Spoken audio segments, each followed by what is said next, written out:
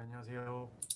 그 인공지능학회 뉴로사이언스 앤 AI 스페셜 세션에 오신 분들 환영합니다.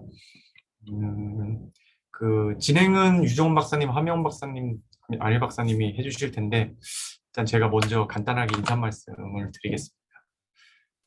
저희 세션은 뇌가 학습하는 그런 어떤 계산적인 원리를 바탕으로 또는 인간이 학습하는 어떤 원리를 바탕으로 인공지능에서 이제 풀기 좀 까다로운 문제들을 어떻게 풀 수 있는지 그런 가능성을 좀 보는 그런 기술들을 오늘 소개해 드릴 예정입니다. 그래서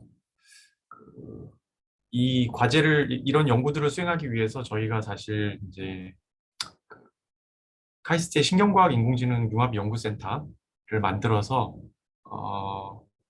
서울대, 그다음에 카이스트, 고려대 등등의 이제 다양한 기관들이 조선대를 포함해서 그리고 옥스퍼드 외국 참여기관 옥스퍼드 등에서 다양한 기관이 모여서 저희가 함께 연구를 진행을 하고 있습니다. 그래서 올해 이제 작년까지 해서 그 1단계가 끝났고요. 그래서 재밌는 연구 결과들이 많이 나왔고, 그다음 올해 이제 2단계를 시작하면서 저희가 부족했던 부분 팀을 좀 보강을 해서 좀 더 새로운 방향을 추구를 하고 있습니다. 그래서 오늘은 이제 거기서 이제 개발되고 있는 다양한 재밌는 기술들이 많이 있는데 오늘은 그 중에 샘플로 몇 개만 좀 소개를 드리고요. 대표적인 기술들. 그 다음에 제일 마지막에는 요런 저희가 개발하고 있는 그런 뭐 인간의 학습하는 거를 본뜬 그런 이제 AI 기술들을 시연해 볼 수 있는 그런 인터페이스를 서울대 오연석 연구원이 개발을 하고 있는데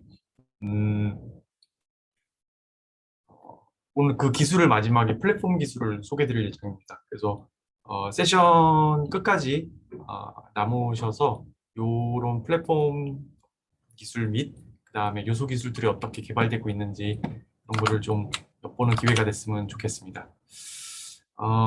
일단 발표는 첫 번째 발표는 유중원 박사님, 카이스트 유중원 박사님이 우리가 시각신경 시스템에서 가지고 있는 노이즈 얼라이먼트라는 특징을 이용을 해서 우리가 뭐 컴퓨터 비전 문제에 혹시 적용해 볼 수 있는 부분이 있지 않을까 이런 얘기를 드릴 예정이고요. 그다음 두 번째 연사는 함영훈 박사님, 카이스트의 함영훈 박사님이 우리가 어떤 학습을 진행을 할 때, 뭐 인식을 위한 학습을 보통 진행을 할 때, 레이턴트 레벨에서 우리가 잠재적인 요소들을 나누는 게 중요한데 단순히 분리하는 게 아니라 저희가 교집합 같은 것들을 고려해서 하는 그런 학습하는 그런 기술에 대해서 그리고 이제 그런 것들을 저희가 실제 실험 환경에서 뭐 행동을 프로파일링하는 그런데 적용해보는 그런 기술을 소개드릴 예정이고요. 세 번째는 카이스트의 아넬 야만 박사님이 다개체 멀티전트 학습 환경에서 보면 컨포미티라는 개념이 있습니다. 그래서 거기에 그러니까 그 다개체가 경쟁하는 환경에서는 제일 잘하는 탑 플레이어가 있을 수 있고요. 또는 전체적으로 이 경쟁 환경에서 의사결정 방향이 있을 수 있거든요. 이 두 가지가 일치할 때도 있고 다른 경우들이 많은데 그래서 우리가 어느 쪽을 내가 만약에 직접 학습을 하지 않고 메모리나 이런 것들을 세이브하기 위해서 컴퓨테이셔널 리소스를 세이브하기 위해서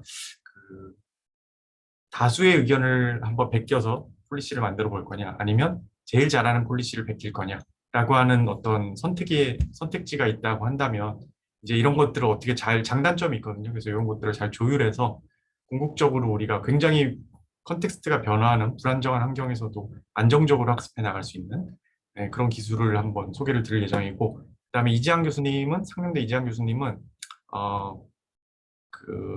사람이 학습하고 있는 과정을 본뜬 모델을 이용을 해서 그 AI 알고리즘을 이용을 해서 사람이 좀 더 잘 학습할 수 있도록 도와주는 그런 기술에 대해서 발표를 드릴 예정이고 마지막은 아까 제가 처음에 소개를 드렸던 이러한 이제 인공지능 사람이 학습하는 것을 베끼는 인공지능 요소 기술들이 있을 때 이런 것들을 저희가 가진 장점들을 테스트해 볼 수 있는 다양한 시나리오를 구현하고 그다음에 시뮬레이션 해볼 수 있는 그런 VR 기반의 그 플랫폼 기술을 새로운 기술을 소개해 드릴 예정입니다.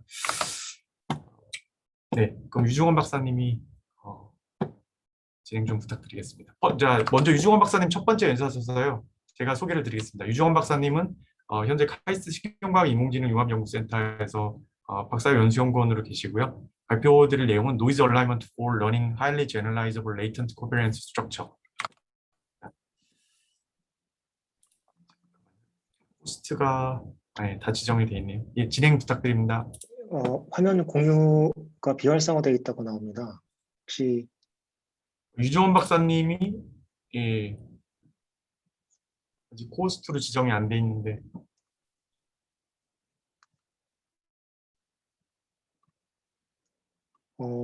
제가 호스트가 아니라서 권한을 드릴 수가 없는데 하명 박사님이나 다른 분이 좀 최준영 연구원이나 준영 씨가 저를 해주시면 어떨까요? 그 하명 박사님 뒤에 또 발표를 이어서 하셔야 돼요. 류정원 박사님 혹시 지금 공유 한번 해보시겠어요? 아직 안 돼 있어요. 제가 뭐 상태를 보니까. 예. 잠시만요. 되네요. 감사합니다. 화면 잘 보이시나요? 네, 잘 보입니다. 예.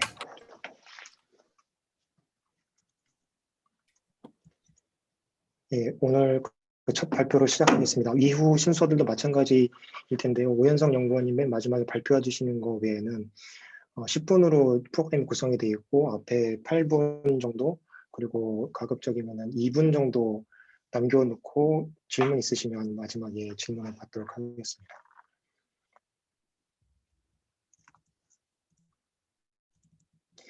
예, 그 센서리 코딩 특히 뭐 비전 쪽에서 봤을 때 풀어야 하는 중요한 여러 가지 문제들이 있을 수가 있는데요. 그 중에서 비주얼 퍼셉션을 할 때 항상 언설틴티가 중요한 이슈로 대두가 됩니다. 여러 가지 종류의 언설틴티가 있을 수 있지만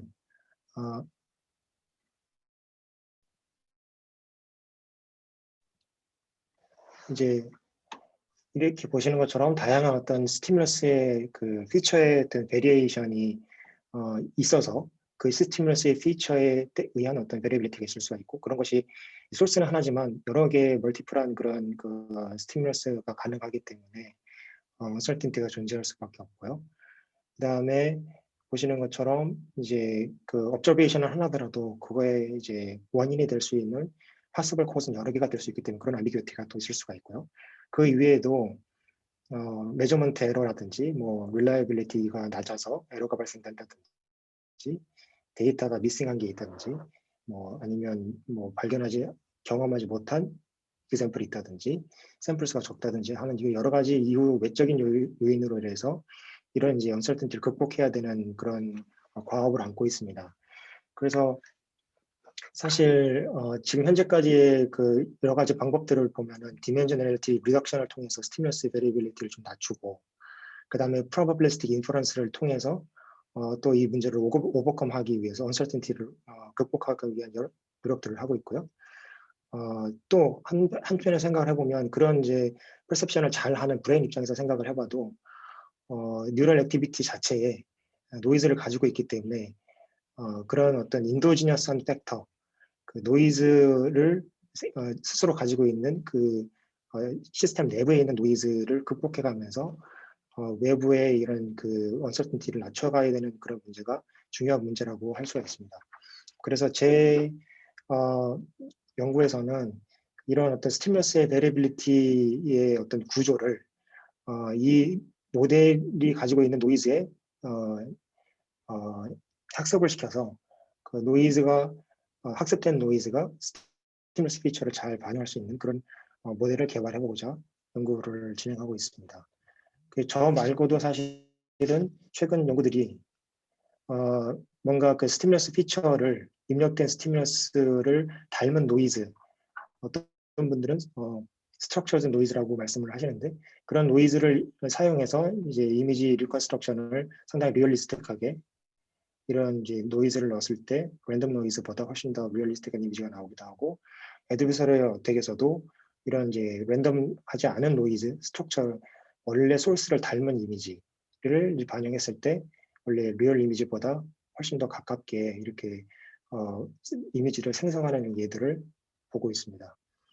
그래서 사실은 그렇게 그 노이즈를 그냥 그 랜덤 노이즈를 사용하지 않고 뭔가 시그널을 반영한 그 스티뮬러스 그 자체 구조를 반영한 것을 그런 아이디어를 차용하는 이유가 사실은 그 자연계에 있는 어떤 그 스티뮬러스 피처, 여기서 예를 들면 어떤 엣지 오리엔테이션 같은 것들도 보면 어떤 코비런스 구조를 가지고 있어서 그냥 랜덤한 오리엔테이션이 있는 게 아니라 뭔가 그 비유사한 오리엔테이션이 이렇게 그 비주얼 필드에 이제 그 거리의 함수로 이렇게 존재한다는 것이 알려져 있고, 이제 콜텍스에서도 보면은 랜덤한 그런 노이즈가 있는 게 아니라 그 비주얼 콜텍스의 그 액티비티의 노이즈를 계산을 해보면 그 노이즈가 이제 포지티브 값을 가지고 있지만 중요한 것은 그 뉴런이 이제 튠하고 있는 그 뉴런이 표상하고 있는 정보의 구조에 따라서 노이즈가 코렐레이션이 되어 있다는 것들이 잘 알려져 있습니다.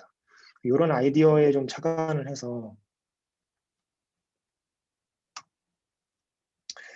저희가 하려고 하는 어프로치는 간단하게 설명을 드리면 이게 보시는 것처럼 이 픽셀 매니폴드가 스페이스에서 매니폴드가 있고 레이턴트 스페이스에 매니폴드가 있다고 했을 때 뭔가 하일리 난리니한 어떤, 그렇지만 그 스티뮬러스의 피처로 봤을 때는 보시는 것처럼 체계적인 어떤 구조를 가지고 있음에도 불구하고 굉장히 그 스티뮬러스 스페이스는 난리니한 그런 구조를 가지고 있는 그런 입력 피처가 들어올 때 이것을 효율적으로 이제 반영하기 위해서는 이렇게 뭔가 로우 디멘전을하고 또 이렇게 리니어한 hopefully, 그렇지만 not necessarily 그런 어떤 로우 디멘전을한 그런 스무드한 어떤 그 매니폴드가 필요하고, 만약 이런 그 매핑 관계에서 어떤 입력된 스티뮬러스를 이렇게 그 레이턴트 스페이스 프로젝트를 했을 때 여기에 그 반영된 게 노이즈의 코베리언스가 전체 스티뮬러스의 어떤 전체적인 분표를 캡처하는 그 프린시플 컴포넌트 엑시스에 얼마나 유사한가,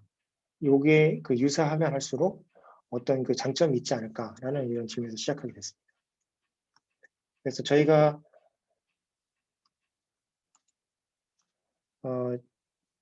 조금 더 자세히 설명드리면은 레텐트 베리어블들 2개가 있고, 그 다음에 이제 그 어떤 입력이 자극이 들어오면 그 자극이 어떤 특정한 지점에 맺히게 되겠죠. 디터미니스틱한 밸류. 그게 이제 그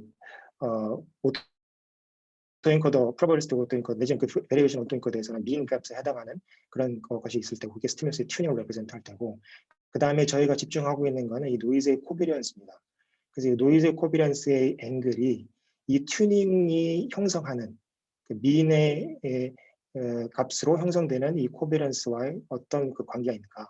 그래서 튜닝의 코비런스라고 하면 이 튜닝 그 자체 그 디터미니스틱한 그 밸류들의 분포를 튜닝 코비런스라고 저희가 그 정의했고, 그 노이즈 외의 코비런스와의 그 얼라이먼트가 이 언더라잉 그 릴레이션십, 레이턴트 베리어블들 간의 그 인트린식한 릴레이션십을 배우는데 도움이 되지 않을까라고 하는 질문을 하게 됐습니다.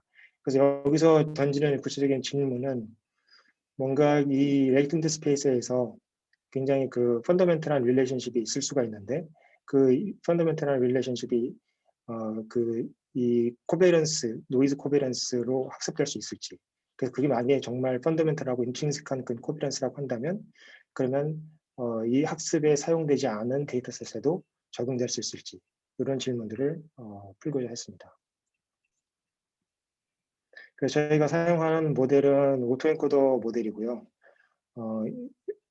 보통 VA에서 많이 사용하고 있는 그 아키텍처와 굉장히 유사하고, 이 사이에 저희가 튜닝을 레프레젠트한 뮤와 이제 코베런스 매트릭스를 같이 이렇게 가지고 있습니다. 그래서 저희가 앞에서 설명드린 그런 이제 문제를 해결하기 위해서 임플리시트하게 이 코베런스와 튜닝을 동시에 배우고, 그래서 이 학습된 이 코베런스 구조가 제너럴라이즈 되는지 그거를 확인하려고 하고 있습니다. 그래서 디테일은 좀 생략을 하고요. 그래서 노이즈의 얼라이먼트라고 하면 튜닝과 노이즈의 그 얼라인을 어떻게 계산했느냐를 2분 남았습니다. 이 지금 보시는 스페이스가 그 노이즈 코베런스에서의 그 프린시플 엑시스이고요. 그 다음에 그 튜닝의 코베런스를 지금 이렇게 벡터를 그렸습니다. 그래서 x축에 그 노이즈 코베런스 프린시플 엑시스를 이제 그 인크리즈를 시키면서 이 튜닝 PC를 노이즈 서브 스페이스에 프로젝트를 시켰을 때 이제 포지티브 온라인이 되면 이제 이 커브가 이렇게 그 다이고널 위로 이렇게 올라가게 되고, 그렇지 않으면 이제 아래가 내려가게 되는. 그래서 이 에어리어 언더 커브 값이 포지티브냐 네거티브냐를 가지고 포지티브면 온라인이 튜닝으로 많이 강하게 되어 있고, 아니면 그 반대 방향으로 되어 있다, 이렇게 해석할 수 있습니다.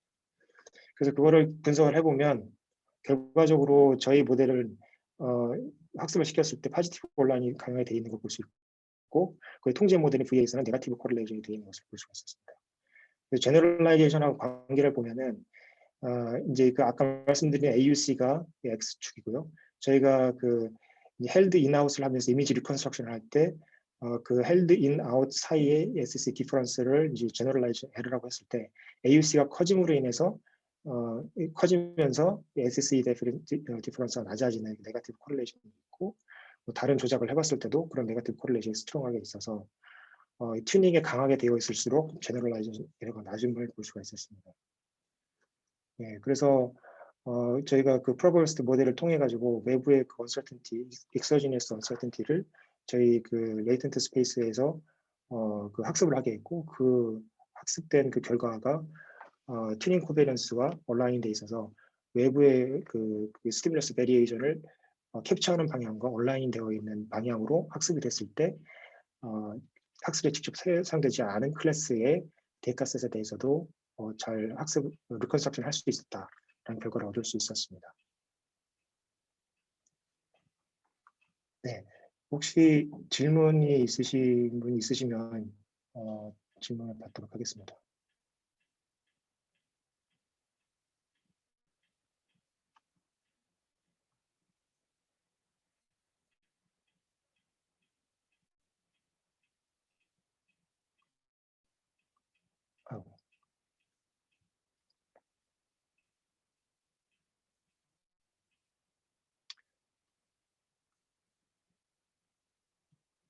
질문이 따로 없으신가요?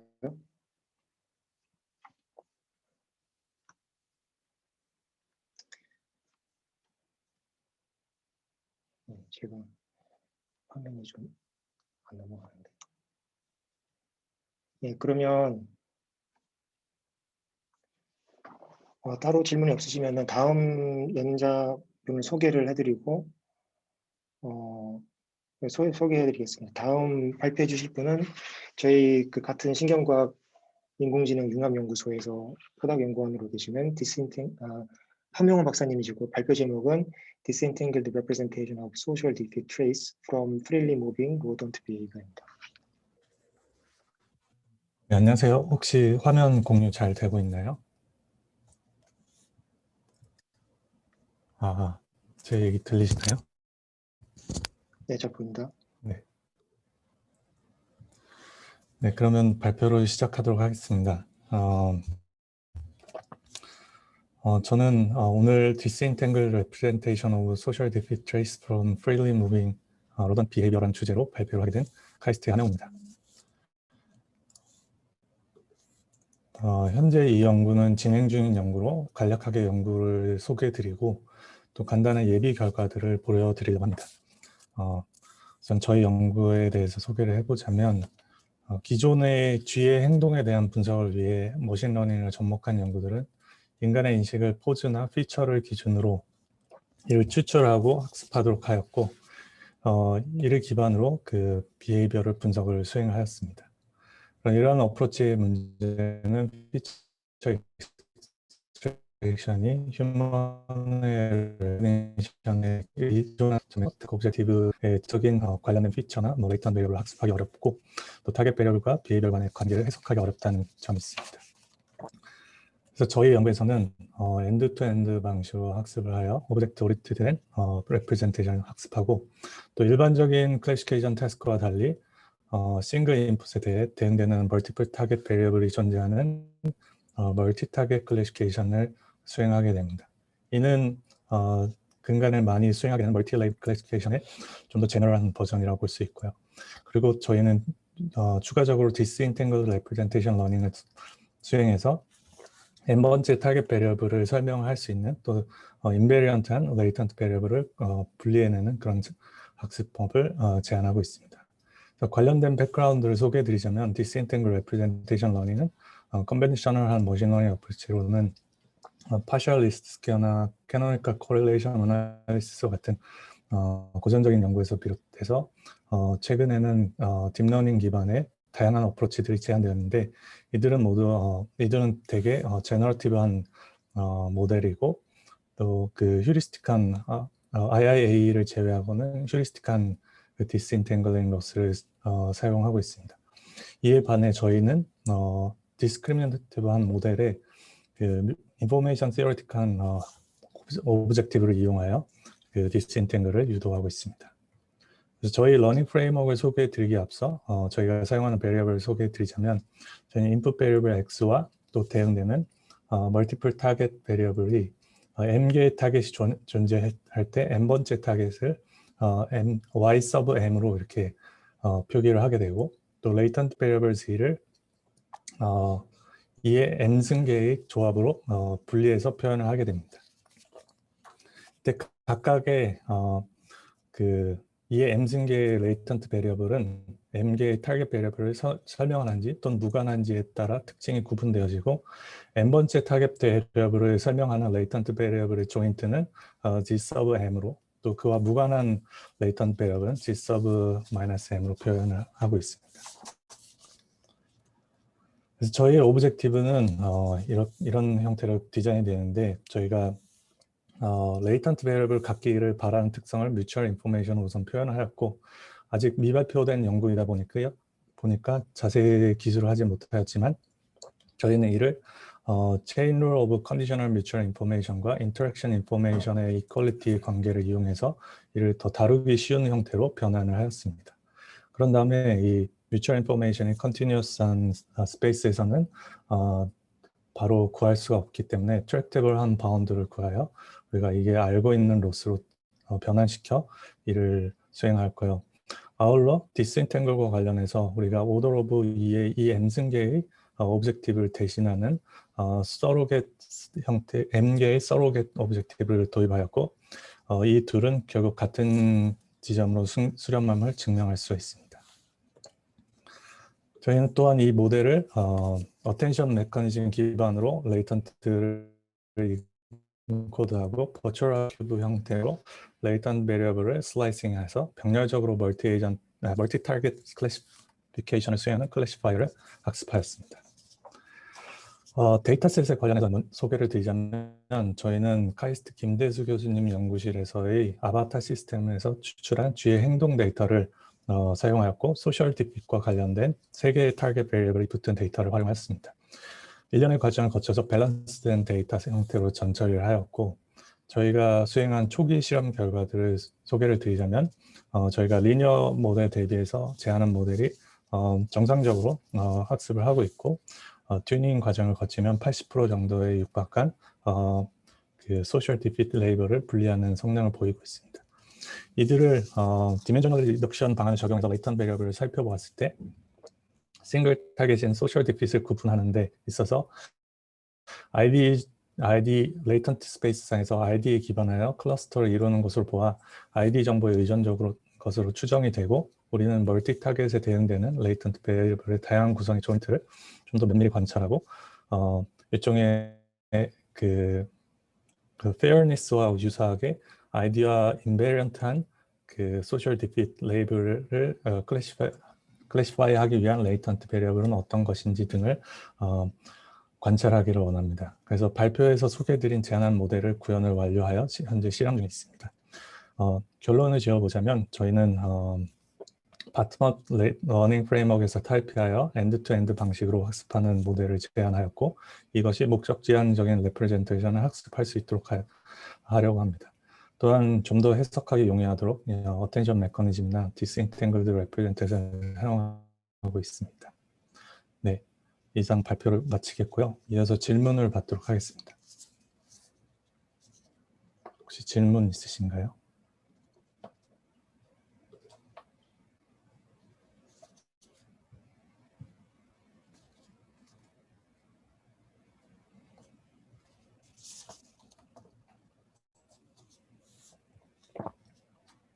네. 질문이 없으시다면 이어서 저와 같은 센터에 계신 카이스트의 야만 박사님께서 메타 컨트롤 오브 소셜 러닝 스트래티지라는 주제로 발표를 하시도록 하겠습니다.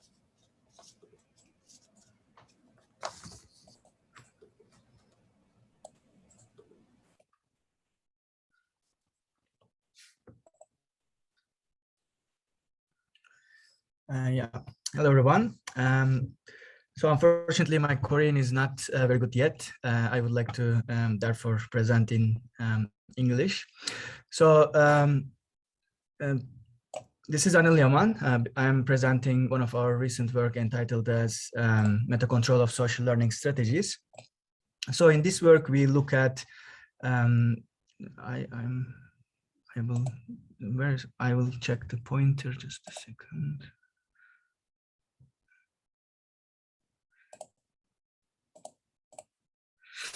Anyway, maybe you are able to see the mouse. So in this work, we performed an analysis on social and individual learning strategies to basically provide an optimum learning as a population. So here you can consider this binary decision-making task where there are certain reward distributions that are associated with these actions. And then we have this population of individuals where each can adopt either individual or social learning strategies to basically learn and then try to perform the behavior, the action that has the highest reward. So here in this case, the individual learning is modeled by just learning agent that is exploring these options and then selecting the action that has the highest average reward. Here, for example, you may consider this as action value-based approach with epsilon greedy algorithm, where this epsilon parameter is modeling this learning cost. So in this case, for the individual learning, they can adapt, but it has this exploration cost. On the other hand, for social learning, they are just able to copy the behaviors of others in the population, so therefore they don't have this exploration cost. Therefore, it provides this sample efficient learning. On the other hand, it produces another issue, that is to identify who to copy in this population. So there are some social learning strategies that are emerged in nature that bias this selection process. Here we look at two of those. One of them is called success-based. In this case, the individuals copy the behavior of the most successful individual in the population. And the other one is conformist, that is based on copying the behavior that is most frequent in the population. So then question becomes how these individual and social learning strategies perform and what are their trade-offs. So here I show the experiments that we designed to measure their basically performance. We consider three separate populations: individual learners, success-based learners, or conformist learners. And we have this binary decision-making task, but we are performing this task iteratively for some number of iterations. And here the reward distributions are modeled as Gaussian distributions with certain mean and standard deviations. And based on this configuration of these distributions, we have this feature of the environment, uncertainty of the environment, depending on, basically in this case, we refer as low uncertainty if these two distributions are quite distinct from each other. Therefore, it is easy to identify which reward is coming from which distribution. On the other hand, if we have, for instance, some overlap between these distributions, then it will be difficult to identify which reward is coming from which distribution. Therefore, we refer to this configuration as high uncertain case. So here I show the average population reward over time during this process, and we expect this to increase over time while this population is learning to perform basically the action that provides the highest reward. And we also have this environment change at some point during this experiment where we basically change the configuration of these distributions to measure or to analyze how they adapt over time. So for the low uncertain environment, we observe that individual learning performs the worst. This is due to the fact that even though these individual learners settle or converge to a optimum action, they still explore due to this learning cost other actions. So on average, they perform worse, but social learning is basically more efficient in this case in terms of exploration. And on the other hand, when we have this high uncertainty, we observe that success-based learning performs the worst. So this is due to the fact that in the high uncertain environment, this is more difficult to identify successful individuals, because even though there are some individuals that have highest reward, it doesn't necessarily mean that they are performing the best or the optimum action. So it might be the case that they are performing the suboptimum action, but as it happens, they may have higher reward. So in this case, success-based performs worst. On the other hand, when we look at conformist strategy, we see that it performs quite well, similar to as if there is no uncertainty in the environment. So therefore, we can conclude here that the conformist strategy in this case mitigate this uncertainty in the environment. So based on this analysis, we come up with this meta-control approach. This is also inspired by this recent studies, the idea that is suggesting that there is different learning strategies in the brain that also may have different sensitivities to uncertainty in the environment. So here we would test this hypothesis in this social learning context. Basically, we have this, based on this analysis, for example, the learners can switch to, depending on environment change and uncertainty, the individual learners can switch to, if there's an environment change, the individuals can switch to individual learning to explore the options, and after a certain time, they can switch to social learning to reduce the exploration, and the type of social learning may depend on the uncertainty and on the environment. Right. For in this case, we looked at success-based and conformist. So in addition to this meta-control approach, we also modeled or implemented different ways of implementing this, how to switch these strategies optimally. For instance, using reinforcement learning, genetic algorithms, artificial neural networks. So here there are the results. Basically, these are the model names, the types of models that are implemented in different ways. And we see the rank of them depending on their performance. And here on the x-axis, I show the exploration cost. On the y-axis, there is this performance for these models. And then, for instance, we can see here that there is individual learning. It's performing basically has the highest exploration cost. All the others have certain social learning components, so therefore they are significantly reducing the exploration cost. And if you look at the performance, so this is, for example, random strategy. If we switch randomly these individual and social learning strategies, then we achieve significantly better exploration cost, but the performance is also low comparing to individual learning. And here on the, of course, the desirable part of this results is the upper left corner, which has the highest performance and also lowest exploration cost. And this is basically the model that we proposed that is using this environment uncertainty. And also there is other, for example, models that not necessarily using environment uncertainty, but they are making use more this conformist bias that can mitigate this effect.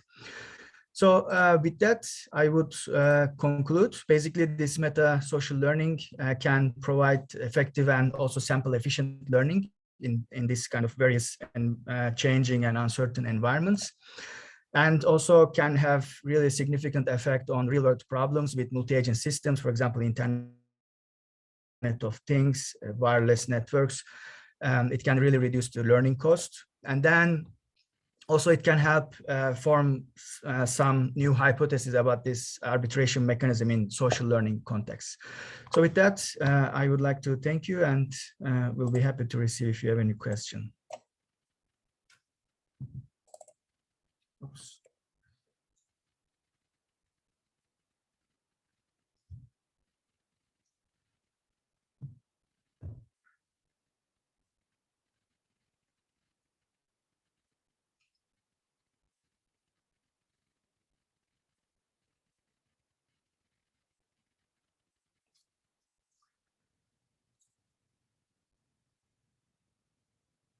Okay, if there is no question, then I will leave the floor to Dr. Ji-Hang Lee from Sangmyun University from Seoul. Thank you.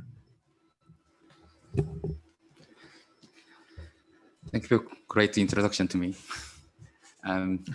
예, 반갑습니다. 저 상명대학교 이지영이고요. 오늘 제가 발표드릴 내용은 그 컨트롤링 휴먼 RLS로 인실코 타스크 디자인이라고 해서요. 앞서 이성원 교수님께서 말씀해 주신 것처럼 신경과학적 발견을 그 인공지능 에이전트가 배웠을 때 그걸 가지고 사람들과 인터랙션을 하면 어떻게 사람의 러닝과 인퍼런스를 좀 더 잘하게 할 수 있는지에 대한 연구를 한번 소개해 드리고자 합니다.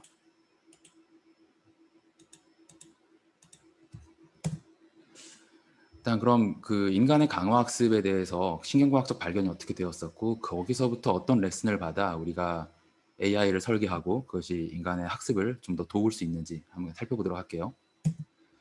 여러분들 너무 잘 아시겠지만 강화학습은 이제 보상 신호에 의해서 그 행동, 그 이제 액션이나 그러니까 폴리시나 환경을 배워가는 그런 과정들이 있는데 이제 너무 이제 유명한 연구들이 있죠. 그 슐츠 연구들에서 보면은 이제 도파민의 그 액티비티가 그 리워드 프리딕션 에러를, 그러니까 프리딕션 에러를 잘 인코딩하고 있고 또한 우리가 이제 보상 신호로부터 배우지만 배우는 것들이 그 벨만 이퀘이션에서 봤듯이 스테이트나 리워드에 대해서 둘 다 이제 컴퓨테이션을 하고 거기에 대한 에러를 바탕으로 학습을 해 나가는 과정들을 확인할 수가 있습니다.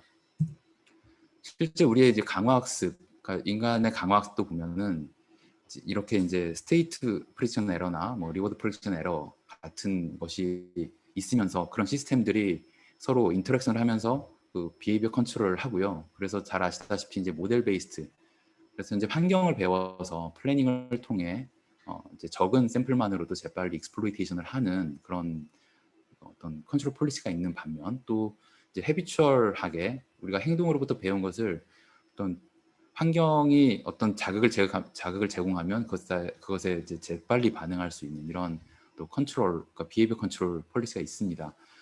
그럼 이제 우리가 또 모델을 배움에 있어서 어떤 현상들이 발생을 하냐면 아하 모먼트처럼 한 번의 경험만으로도 그 재빨리 어떤 스티뮬러스 아웃컴에 대한 어소시에이션을 배우는 과정들이 있고 또 한편으로는 신중하게 이렇게 배우면서 그 언서튼티를 줄여가는, 그래서 그 스티뮬러스 아웃컴에 대한 언서튼티를 줄여가는 이런 학습 방법들이 있는데 결국 이제 우리 이제 두뇌 놀라운 그 어떤 기능은 이건 메타 컨트롤, 그러니까 전기업 쪽에서의 그 메타 컨트롤을 통해서 그러니까 퍼포먼스와 이드와 스피드에 대한 트레이드 오프를 해결해 가면서 앞서 봤었던 원샷 러닝이나 인크리멘털 러닝 그리고 모델 베이스드 모델 프리 러닝에 대해서 컨트롤을 하며 이 문제의 어떤 균형점을 계속 찾아간다는 그런 이론들을 우리가 확인할 수가 있습니다. 그렇다면 이제 우리의 퀘스천은요, 우리가 과연 신경로부터 그러니까 알고 있는 모델 베이스와 모델 프리 그리고 이제 원샷 인퍼런스와 인크리멘탈 인퍼런스 이 둘 사이를 적절히 제어함으로써 우리가 어떤 배움을 더 북돋을 수도 있고 배움을 좀 더 잘 못 배우게 이렇게 컨트롤할 수도 있는 그런 폴리시들을 만들어서 인터랙션을 시킬 수 있을까 이런 고민들을 하게 됩니다.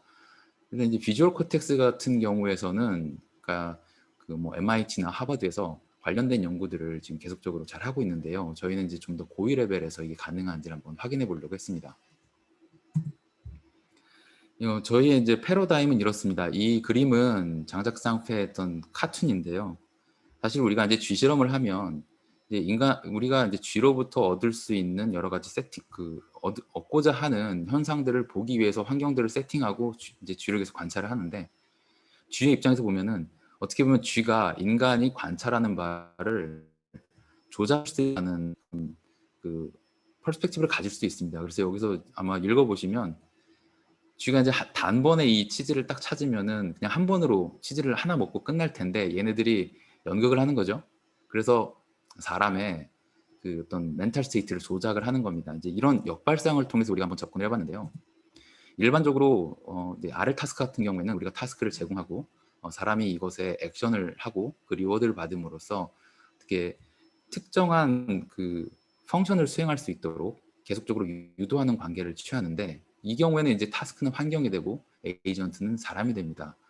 이거를 이제 뒤집어서 생각을 해보면 우리가 적절한 타스크를 잘 디자인해서 휴먼에게 전달한다면 타스크가 이제 에이전트가 돼서 휴먼이라는 인바이러먼트의 그 레이턴트 스페이스를 조작하는 그런 과정으로 한번 접근을 해본 거예요. 또 첫 번째 인퍼런스 프로세스 같은 경우에는 우리가 어떤 이제 앱스트랙트한 그 널리지 스트럭처를 주고서 그 이제 원샷 인퍼런스와 인크리멘탈 인퍼런스에 대한 계산 모델을 강화학습, 그러니까 알고리즘ik 강화학습이 배워서 이것을 탐험하는, 그러니까 원샷을 극대화시킨다거나 아니면 가장 신중하게 배운다거나 아니면 배움을 방해하는 방향으로 이 각각의 지식 구조를 재배치한다면 그것이 그 프로세스, 그러니까 인간의 레이턴트 프로세스를 닮은 학습 과정과 유사할 것이므로 사람이 그것을 봤을 때는 어떤 인퍼런스 과정에서 다른 점들이 보일 것이다 라고 한번 생각을 해봤습니다. 그래서 한번 시뮬레이션을 하고 거기서 도출한 폴리시들을 봤을 때 베이지안이나 원샷 플러스나 원샷 마이너스, 베이지안은 이제 신중하게 배우는 인크리멘탈 러닝이라고 보시면 되고요. 원샷 플러스는 원샷 러닝을 극대화시키는 방향, 원샷 마이너스는 원샷 러닝을 가장 못하게 하는 방향으로 이제 훈련을 시켜본 거죠. 보시면 이제 타스크 컨트롤 폴리시가 어떤 2차원으로 프로젝션을 봤을 때 좀 다르게 나타나는 것들을 보실 수가 있습니다. 그래서 동일하게 잘 배워 나가지만 어떤 것들은 균일하게 배우고 어떤 것들은 균일하게 배우기도 하고 드문드문 배우기도 하고 어떤 것들은 아예 못 배우기도 하는 이런 전략들이 나온 걸 볼 수가 있고요. 이 전략을 바탕으로 우리가 그 좀 쉬운 널리지 베이스와 복잡한 널리지 베이스에 대해서 각각 어떤 이펙트들이 발생하는지 이제 행동 실험을 수행을 해봤습니다. 그랬을 때 지금 이제 A와 B는 쉬운 컨피그레이션에서 어떤 현상이 보이는지를 봤었는데요. 보면 이제 테스트 스코어라고 해서 이걸 쉽게 말씀드리면 이제 코잘 언서튼티를 저희가 로우 레이팅으로 받았는데 이것이 얼마나 정답에 가까웠느냐로 노멀라이즈드 시킨 그 메저입니다. 그랬을 때 보면 원샷 플러스가 가장 높은 것을 보실 수가 있고 원샷 마이너스는 상대적으로 굉장히 떨어진 것을 볼 수가 있습니다. 이것을 이제 Z 스코어로 봤을 때 이펙트가 이렇게 원샷 플러스 베이지안 플러스 그다음 유니폼이라고 하는 건 이제 일종의 컨트롤 컨디션으로 랜덤이라고 보시면 됩니다. 그다음에 원샷 마이너스 이렇게 보면은 평균으로부터 얼마나 다 잘하고 못하는지를 보실 수가 있고요. 이피션시 측면에서 봤을 때, 그러니까 단 한 번 봤을 때 그때의 러닝 이펙트가 얼마나 큰가로 확인해 봤을 때는 원샷 플러스가 굉장히 높은 이피션시를 보이는 걸 볼 수가 있습니다.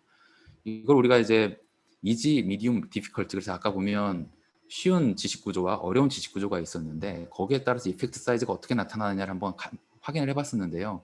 그러니까 원샷 플러스와 원샷 마이너스 사이의 이펙트 사이즈를 봤을 때 이게 굉장히 극적으로 이렇게 차이가 나는 것들을 보실 수가 있습니다. 저희가 이거를 이제 온라인 학습 플랫폼으로 지금 만들고 있는데요. 저희가 거의 공개 직전 단계입니다. 여러분들께서 한번 참여해 보셔가지고 한번 수행을 해보시면 좋으실 것 같고요.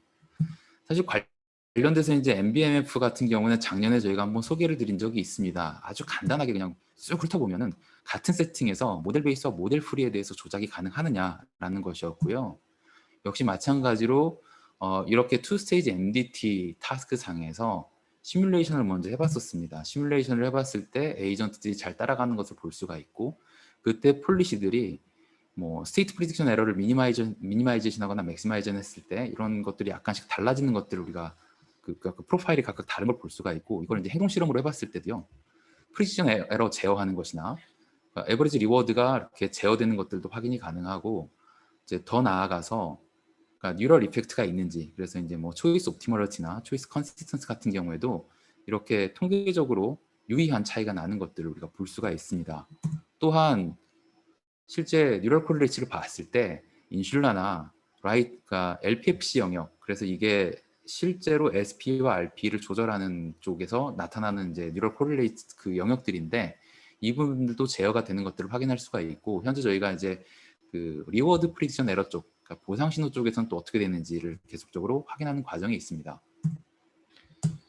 사실 지금까지 AI와 인간이 인터랙션하는 것은 상당히 이제 피상적인 레벨에서, 그러니까 피상적인 행동들을 측정하거나 행동으로부터 발현된 그 행동이 변화시킨 환경을 측정함으로써 사람들의 상태를 확인하고 이것을 이제 피드백으로 주는 경우들이 많았었습니다. 그런데 저희가 이런 접근들을 통해서 좀 더 깊은 레벨에서 AI와 인간이 인터랙션을 하는 가운데 더 그 스페시픽하고 개인화된 어떤 인터랙션 방법들을 제공을 할 수가 있고, 나아가서는 저희가 이런 프레임워크를 통해서 이제 굉장히 많은 타스크 디자인에 적용함으로써 더 엄밀한 그 행동들을 뽑아낼 수 있는 그런 초석이 될 수 있지 않을까, 이런 생각들을 해봤습니다.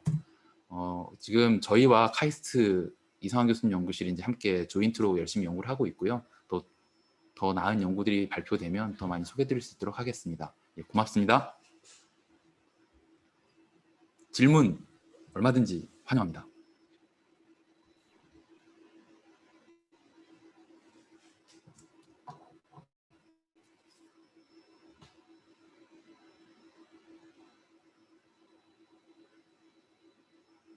예, 23번 슬라이드 다시 가보겠습니다. 혹시 이 화면 맞으실까요?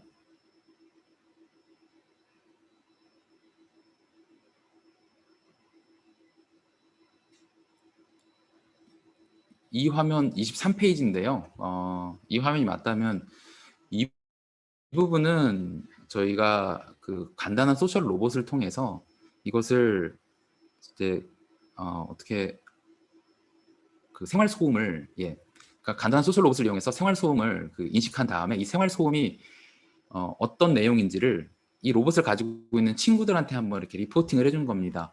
이것은 이제 두 가지의 함의점을 가지고 있는데, 사실 20, 30대 1인 가정들의 외로움을 많이 느끼고 있는데, 일종의 이제 소셜 하우징이나 아니면은 그 뭐라고 해야 될까요? 그 이제 외국에 보면은 우리가 한 집에서 같이 모여 사는 이런 경우들이 되게 많이 있는데, 우리는 이제 사실 다 이렇게 한 집에서 혼자 사는 경우들이 많으니까 그런 효과를 한번 불러일으키면 사람들이 외로움의 정도를 덜 느끼고, 그리고 소셜 인터랙션 자체가 좀 더 늘어날 것이다 라고 했던 가정이 하나 있었고요. 그런 가설이 하나 있었고, 또 하나 가설은 소셜 로봇이 집에 있을 때 보통은 카메라를 달고 있기 때문에 프라이버시에 대한 그 컨선이 되게 높은데, 이 경우에는 이제 그냥 음성으로만 그 어떤 액티비티들을 인식을 하고 그것을 공유함으로써 소셜 액티비티를 증가시킬 수 있는가, 이런 두 가지 가설로 한번 접근을 해봤던 거고요.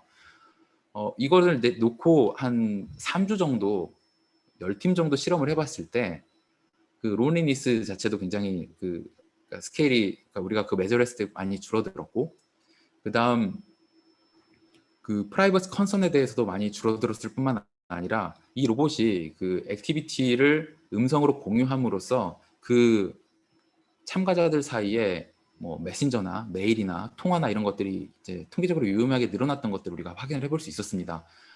여기서는 이제 AI와 그 인간이 인터랙션하는 과정들은 사실 굉장히 간단합니다. 그러니까 인간의 어떤 실제 내재적인 필요나 내재적인 어떤 프로세스를 인식하는 것보다는 환경을 그냥 인식하고 그것을 전달함으로써 그것이 어느 정도의 레이턴트 프로세스를 좀, 그러니까 여기서 이제 외로움이죠. 외로움 같은 거를 개선할 수 있을까 그랬었는데, 객관적으로 외로움의 레벨이나 혹은 현재 무엇을 요구하는지에 대한 엄밀한 측정은 없습니다. 환경을 측정하고서 그것을 이제 서베이 방식으로 받았었기 때문에 상당히 이제 행동적에서 피상적인 인터랙션이 있었다라고 생각이 들고요. 어떤 뉴럴 레벨에서 인터랙션이 시작된다면은 훨씬 더 깊은 수준의 이제 피드백이나 아니면은 그 소셜 로봇의 어떤 어떤 퀄리티 오브 인터랙션이 더 증가할 수 있지 않을까, 이런 생각들을 좀 해보고 있습니다. Yeah, thank you very much for the presentation and also question. Yeah, unfortunately, the time we don't have any more time for the more questions, and I will leave the floor to Jungwon Ryu. 예, 다음 연자분 제가 소개해드리겠습니다. 다음 발표해 주실 분은 서울대 이영기 교수님 연구실에서 연구하고 있는 오현석 연구원이고요. 발표 제목은 Tutorial on 백화, Toolkit for Building Virtual Environment to Train and Test Human-like Agent입니다. 네, 안녕하세요. 혹시 목소리 들리시나요? 네네. 네, 감사합니다. 네, 그래서 저희 이 백화 일단 저희 그 연구팀 이영기 교수님 연구실이 그 백화라는 플랫폼을 지금 그 베이비마인드 과제 에서 한 2년 동안 개발하고 있는데요. 그래서 그 백화 플랫폼을 어떻게 사용할 수 있을지 튜토리얼에 대해서 한 20분 정도 말씀드리려고 합니다. 그래서 일단 저는 그 이영기 교수님 연구실에서 박사과정을 하고 있는 오현석이라고 하고요. 그리고 네, 제가 튜토리얼 세션을 하게 됐습니다. 네, 그래서 일단 이 세션은 그러니까 백화를 어떻게 사용할지 어떻게 쉽게 사용할 수 있는지에 대해서 그 말씀을 드리는 게 가장 최우선의 목표인 것 같아서 백화에 대해서는 가장 개괄적인 그 설명을 드려야 하는데요. 그래서 백화는 그 휴먼라이크 에이전트에 대한 휴먼라이크 에이전트를 트레인하고 그 테스트할 수 있는 어떤 버추얼 인바이러먼트를 그 아래 인바이러먼트를 제공하는 건데요. 그래서 이 휴먼라이크 에이전트라는 게 굉장히 그 애매한 텀인데 저희는 일단 두 가지 측면에서 집중을 해서 에이전트 인터페이스를 생성했는데요. 그래서 그 첫 번째가 그 멀티모델 퍼셉션이라 해서 여기 그 다이어그램에 보이시는 것처럼 세 가지의 그 퍼셉추얼 인풋을 그 영유아 아기를 모사해서 제작했는데요. 그래서 첫 번째가 바이노필러 비전, 그러니까 양안시로 그 RGB 인풋이 들어오고, 그리고 두 번째로 그 3D 스페셜라이즈 오디오라고 해서 그 인간의 두개골 구조를 그거를 반영한 그 오디오 스페셜라이즈 된 오디오 인풋을 양쪽 귀로 제공을 하고요. 그리고 마지막으로 메쉬 베이스 텍타일이라 해서 인간의 그 소프트 바디 그 피부의 그 소프트 그 바디에서의 그 촉각을 모사하여 저희가 그 촉각 인풋도 이렇게 제공하는 그 다양한 방식의 다양한 모달리티의 그 퍼셉션을 제공하고요. 그리고 그 반대로 그 아바타의 경우에도 휴머노이드 아바타, 특히 영유아의 그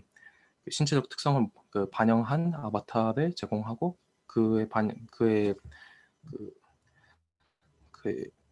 해서 그 피직스 조인트 레벨 피직스와 더불어서 그 리얼리스틱한 그 피직스 엔진을 기반으로 오젝트 인터랙션 가능한 이런 휴머노이드 아바타를 저희가 제공합니다. 그래서 이 두 가지 특성을 제공하는 백화의 플랫폼이 있고요. 그래서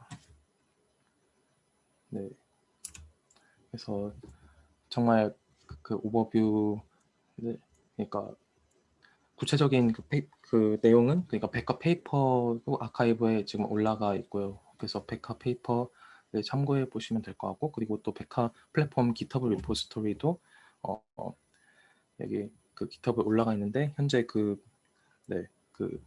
이 백화 플랫폼의 메인 개발자인 그 박관영 연구원의 그 GitHub에 그 등록이 돼 있습니다. 그래서 백화 현재 서포트된 태스크들은 그러니까 4가지인데요. 이게 4가지인 이유는 현재 원래는 이게 그 백화 플랫폼을 쉽게 사용할 수 있도록 리팩토링 하는 과정에서 아직 그런 리팩토링에 의해서 반영되지 않은 태스크들이 꽤 있어서 현재로서 가장 쉽게 서포트할 수 있는 태스크들을 일단 4가지를 서포트할 수 있고요. 그래서 이 디스크 타워라는 태스크, 그리고 킥더볼이라는 태스크, 베이비 런, 메이즈 내비게이션, 이런 4가지 태스크들을 지원을 하고요. 그리고 현재 더 많은 그 태스크들을 서포트하려고 하고 있습니다. 그리고 이 태스크들 리스트는 그 아카이브 페이퍼에 올라와 있고요. 그리고 백화 API의 경우에는 일단 오픈 AI GM의 API 구성 그 모사에서 굉장히 쉽게 사용도록 구성을 했습니다. 기존의 오픈 AI gym과의 차별점은 여러 인바이러먼트들이 parallelly execute 되고 거기서 그 observation과 reward를 수집하고 액션을 parallel하게 제공할 수 있다, 이런 게 차이점이고요. 그래서 API에도 해당 그 parallelization capability가 반영되어 있습니다. 네. 그리고 그래서 일단 이 백화 플랫폼 사용하기 이전에 이 플랫폼의 그 시스템에 대한 정말 기본적인 이해가 필요한데요. 그래서 일단 두 가지의 메인 그 컴포넌트가 그 에이전트 알고리즘과 그 인바이러먼트 매니저라는 컴포넌트인데, 첫 번째로 그 에이전트 알고리즘은 그러니까 이 그 백화 API를 사용해서 그 에이전트 알고리즘 폴리시를 구성한 컴포넌트이고, 그 컴포넌트에서 그 API를 통해서 그 인바이러먼트 매니저에게 인바이러먼트들을 이니셜라이즈 할 것을 명령을 합니다. 그래서 그렇게 되면 인바이러먼트 매니저가 이 여러 개의 인바이러먼트 인스턴스들을 그 리퀘스트에 따라서 이니시에이트 하게 되고 디플로이 하게 되고요. 그리고 디플로이 된 다음에는 인바이러먼트 매니저에서 그 패러럴하게 그 디플로이 된 인바이러먼트 인스턴스들에서 액션과 옵저베이션과 리워드를 그 어그레게이트 해서 에이전트 알고리즘한테 전달해주고, 반대로 에이전트 알고리즘에서 보낸 여러 인바이러먼트 인스턴스들에 대한 액션들을 각각의 인바이러먼트 인스턴스들에게 쏘아주는 그 역할을 하게 됩니다. 네, 그래서 여기서 주목할 만한 게 이 에이전트 알고리즘과 컴포넌트와 인바이러먼트 매니저 그 컴포넌트가 그 네트워크 소켓 네트워킹 기반으로 그 구현이 되어 있다는 건데요. 이게 이걸 통해서 얻는 장점은 이 에이전트 알고리즘이 그 돌아가는 그 프로세스와 이 인바이러먼트 매니저가 돌아가는 프로세스가 서로 다른 머신에 배치될 수 있다는 건데요. 그래서 예를 들어서 GPU 클러스터 같은 곳에서 에이전트 알고리즘을 돌리고, 그리고 인바이러먼트 매니저는 예를 들어서 그 디스플레이가 지원이 되는 그 윈도우 같은 머신에서 돌릴 수도 있고, 이런 그래서 디커플링된 이런 엑세큐션이 가능하기 때문에 그래서 이렇게 설계를 했습니다. 그래서 일단 이 세션이 그 이 백합 플랫폼 어떻게 쉽게 사용할 수가 이거이기 때문에, 일단 어떻게 이걸 그리고 어떻게 이 플랫폼을 사용하고, 그리고 이걸 통한 베이직 데모를 해드리려고 하는데요. 그래서 일단 그 prerequisite은 굉장히 그 심플한데요. 그래서 윈도우스 10은 현재로서는 일단은 그 인바이러먼트가 윈도우스 10 깁에서 돌아가는 거를 그 전제로 하고 그 임플리멘트가 됐기 때문에, 일단 윈도우스 10 OS에서 일단 파이썬 기반으로 그 실행이 되고요. 그래서 여기서 이렇게 numpy, movie파이, pillow 이런 패키지들을 인스톨하고, 이 정도가 prerequisite입니다. 그래서 그런 prerequisite 하에서 일단 백화 리포지토리를 클론을 한다. 그래서 bin 디렉토리를 만들게 되는데요. 이 bin 디렉토리에다가 그 유니티 애플리케이션 엑세큐터블을 넣어 놓고서 그 environment 매니저가 그 유니티 엑세큐터블을 실행을 시키게 됩니다. 그래서 그 디스크 타워 이 디스크 타워 태스크에 해당하는 엑세큐터블 zip 파일을 다운을 받고요. 그리고 이 zip 파일을 언집해서 그 해당 디렉토리에 언집하고 루트 디렉토리로 돌아가서 실행을 시키게 됩니다. 그래서 유시지, 이 백화 플랫폼 유시지는 일단 가장 간단한 실행 방법은 한 싱글 머신에서 그 두 개의 separate 터미널 세션을 열어놓고 하나에서는 그 아까 말씀드린 유니티 인바이러먼트 매니저를 실행시키고 그 다른 터미널 세션에서는 그러니까 에이전트 알고리즘 구현하시는 에이전트 알고리즘 스크립트를 실행을 시키는 건데요. 네, 그래서 네, 말씀드린 대로 그 하나의 터미널 세션에서 인바이러먼트 매니저 그 스크립트를 실행을 시키고 두 번째로 그 에이전트 알고리즘 스크립트를 실행을 시키면 됩니다. 이 디스크립션은 그 베칼 그 아까 안내드린 GitHub 리포지토리에서도 똑같이 설명이 되어 있기 때문에 그걸 참고해서 하시면 될 것 같습니다. 그래서 방금 말씀드린 그 UCG에는 그러니까 가장 기본적인 그 베이직 데모를 위한 UCG고 여기서 그 에이전트 알고리즘을 에이전트의 폴리시를 어떻게 구현하냐면 그 알고리즘.py 스크립트 파일에서 시작을 하셔서 거기에 작성되어 있는 그 베카 API들을 활용해서 그 파이썬 기반으로 원하시는 알고리즘을 설계하시면 될 것 같습니다. 네. 네. 네. 그리고 이런 노트들은 그 GitHub 리포지토리에도 똑같이 안내가 되어 있습니다. 그래서 일단 가장 제가 기본적으로 보여드릴 베이직 데모 태스크는 디스크 타워라는 태스크인데요. 이거는 그 류정 박사님께서 요청 주셔서 저희가 구현했던 태스크인데 간단하게 설명드리면 그 매그네틱 디스크들로 타워를 빌드하는 건데요. 그래서 여러 가지 사이즈의 그 디스크들이 있고 각각의 디스크들이 N극 아니면 S극의 매그네틱 폴을 가지고 있고 네.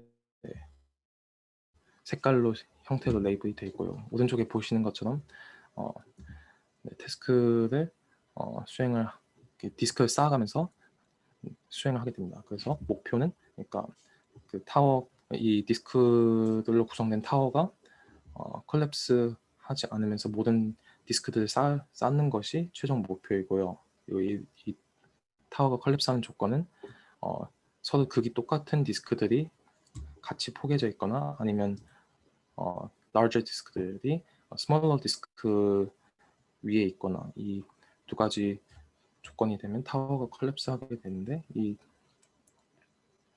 그래서 이 태스크를 네, 수행을 하게 되고요. 그리고 observation은 일단 바이너리 비전만 들어오게 그 이 태스크의 경우에는 바이너리 비전 바이너큘러 비전만 들어오게 설계가 되어 있고 그리고 액션의 경우에는 워킹, 헤드 로테이션, grab, 그 디스크 grab or release 이렇게 액션이 되어 있고 네, 그 number of stacked 디스크의 개수에 따라 리워드가 주어지게 됩니다. 그래서 이 태스크의 경우에는 이렇게 설계가 되어 있고요. 그리고 아까 그 메카 API에서 그 오픈AI 짐의 API처럼 스텝을 한번 그 실행시킬 때마다 위에 그 세 가지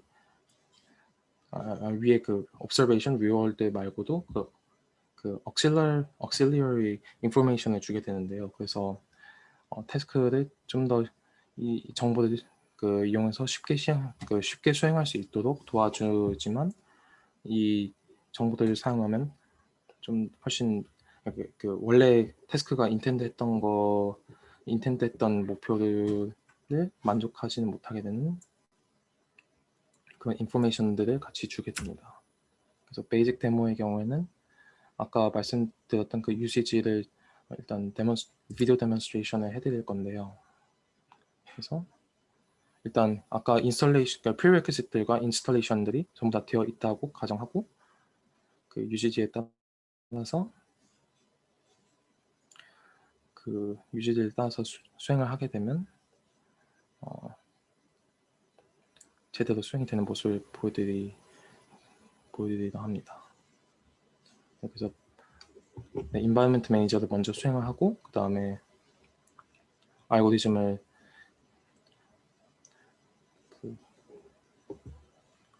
수행하게 되면 네. 네, 이 데모의 경우에는 그 베이직 데모의 경우에는 그 그 GitHub 레포지토리에서 랜덤 액션을 매 스텝마다 수행하도록 하기 때문에 그 제자리에서 그냥 그 랜덤하게 액션만 취하게 되는데요. 그래서 그리고 저희가 그 example 어떻게 하면 그 알고리즘 파일을 이용해서 임플멘트 할 수 있을지 알려드리기 위해서 example 임플멘테이션도 제공하는데요. 그래서 example 폴더에 알고리즘 heuristic.py라는 파일에 디스크 타워 태스크에 대한 그 핸드크래프티드 한 휴리스틱 알고리즘 스크립트를 저희가 제공을 했는데요. 그래서 이를 참고하시면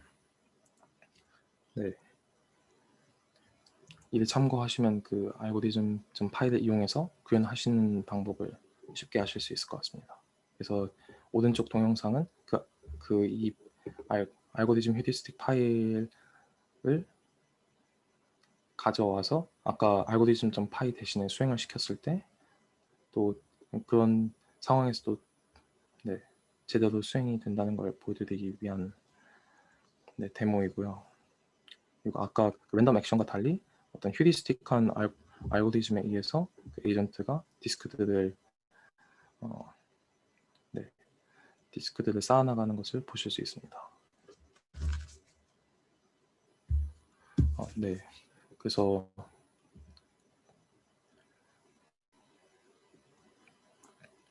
근데 현재 이 휴리스틱 알고리즘은 이 태스크를 완전하게 수행하는 게 아니라 아까 말씀드린 매 스텝마다 주어지는 auxiliary information을 이용해서 수행하기 때문에 이 태스크를 순수하게 수행한 것이 아니라서 이를 이 점을 참고하셨으면 좋겠습니다.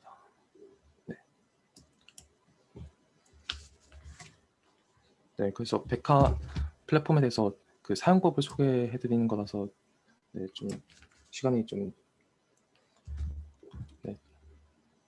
짧게 진행이 됐는데 혹시 그 플랫폼 사용 방법에 대해서 질문이 있으시거나 혹시 더 추가하셨으면 하는 원하시는 피처가 있으시면 건의 주시면 감사드립니다.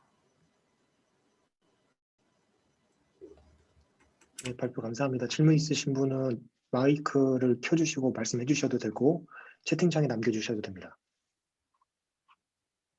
예, 질문 드려도 괜찮을까요? 네. 네, 예, 파리 낭테르 대학교에서 박사과정 중인 문성민이라고 합니다. 지금 발표해 주신 부분 중에 질문이 있어서 말씀드리는데 혹시 학습 과정에서 사용된 에이전트 알고리즘에서 어떤 기법이나 모델 사용하셨는지 조금 더 자세하게 설명해 주실 수 있을까요? 저희가 이 백화는 환경 플랫폼이어서요. 아래 인바이러먼트를 수행시킬 수 있는 플랫폼이라 저희가 어떤 알고리즘을 이 아래 인바이러먼트 위에서 사용을 해서 에이전트를 트레이닝 시켰는지는 저희가 이 프레젠테이션에서 말하지 않았고 일단 백화 플랫폼의 포커스는 아닌 것 같습니다. 그러면은 또 다른 질문이 있는데 지금 현재 만드신 플랫폼 평가는 어떤 방식으로 진행하셨나요?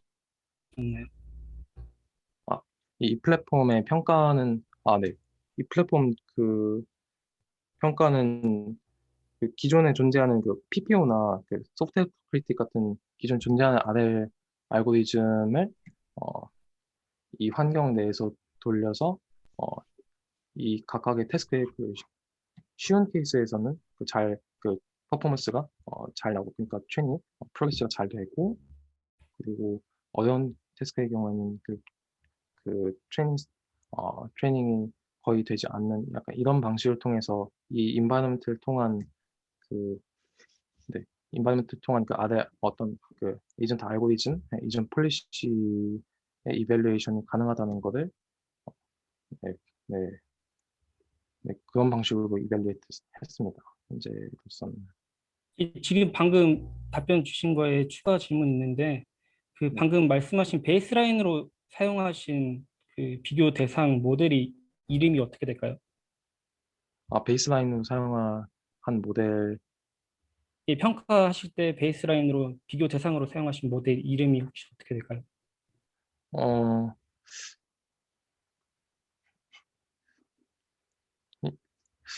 베이스라인, 다른, 일단 이 환경에 대한 베이스라인이라면 아마 다른 환경, 그러니까 예를 들어서 그 오픈AI 짐 그 자체나 아니면 뭐 예를 들어서 무조코 같은 어, 다른 인바이러먼트들이 베이스라인이 될 것 같은데요. 현재로서는 이 환경에 다른 환경과의 비교는 현재는 수행하지 않았는데요. 향후 이 백화 페이퍼를 컨퍼런스에 서브밋할 때 비교를 수행하려 합니다. 그리고 마지막 질문이 있는데 혹시 그 백화 학습 단계에서 그 정보 여러 가지 받으셨잖아요. 그 제가 알아듣기로는 시각 정보, 오디오 정보, 촉각 정보 받으셨는데 촉각 정보는 혹시 어떤 방식으로 얻으셨나요? 촉각 정보의 경우에는 일단 그 저희가 이 백화 플랫폼에서 모델링 했는데요. 그러니까 인간 인간 촉각에 있는 그 촉각 리셉션 그, 그 네, 리셉션 셀의 그 작동 기전을 모델링을 해서 그 백화 엔진상에서 저희가 그 피부에 있는 그 촉각 인간 피부에 있는 촉각 셀들의 그 메커니즘을 모델링을 해서 저희가 텍타일 그 인풋을 모델링 했거든요. 그래서 예를 들어서 어떤 물체를 만질 때, 그러니까 아니면 접촉이 있을 때의 그 네, 텍타일 시그널을 그런 방식으로 저희가 모델링 했습니다. 네, 그 답변 주셔서 감사합니다. 네, 오현성 연구원님 발표하시느라 수고 많으셨습니다. 감사합니다. 네, 오늘 세션 기획된 건 여기까지고요. 마지막 세션에 발표해 주신 내용들이 처음 생소하실 수도 있는 부분이 있을 텐데 그런 부분은 저희가 나중에 따로 그 오현성 연구원님 팀하고 상의해서 이 자료라든가 그 비디오 레코딩 이런 것들은 공유를 드릴 수 있도록 세부 팀들에게는 그렇게 하도록 하겠습니다. 교수님 혹시 뭐 따로 말씀하실 게 있으신가요? 예, 없습니다. 예. 수고 그럼 많으셨습니다. 오늘 많이 참여해 주셔서 감사하고요. 이것으로 모든 순서를 마치도록 하겠습니다. 감사합니다.